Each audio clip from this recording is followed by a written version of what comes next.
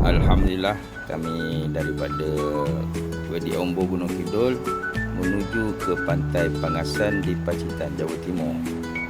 Jadi kami ikut jalur selatan Jawa. Jalur selatan ni macam jalan barulah, cantik lah jalan dia. Jadi kita lalu sampailah ke kota Pacitan dan kemudian kita ambil jalan kampung menuju ke Pantai Pangasan. Pantai Pangasan tu daripada parking tu kena jalan kaki sikit lah, dalam 250 meter kurang lebih lah. Ok, enjoy. Ok, ni kita singgah kat Pertamina. Sebelum sampai Pacitan tu, dekat Pertamina sambil supir isi minyak, kita boleh beli barang dekat Indomaret. Lepas tu kita sambung perjalanan sebenarnya. Jalan ni memang best, cuaca cantik, langit biru. Alhamdulillah.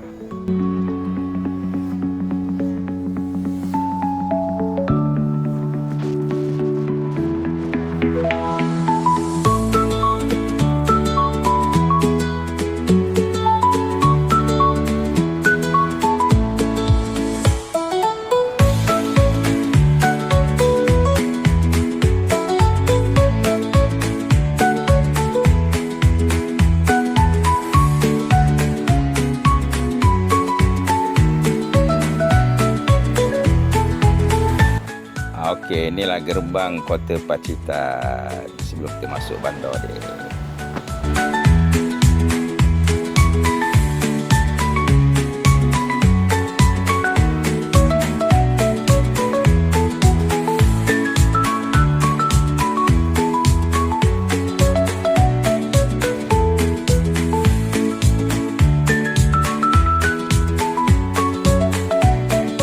Alhamdulillah, baru lepas lalu di kota Pacitan.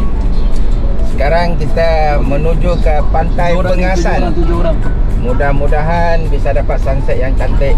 Hari ini alhamdulillah nampaknya cuaca pun cantik. Masya Allah, doakan kami.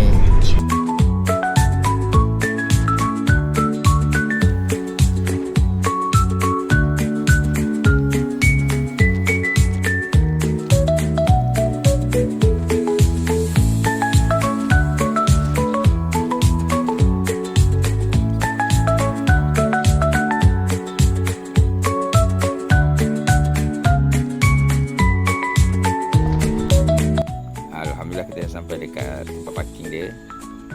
Sini kereta sampai situ je. Lepas tu kita kena jalan kaki dalam 250 meter. Ni kita lepak kat warung sekejap atau pantai dia.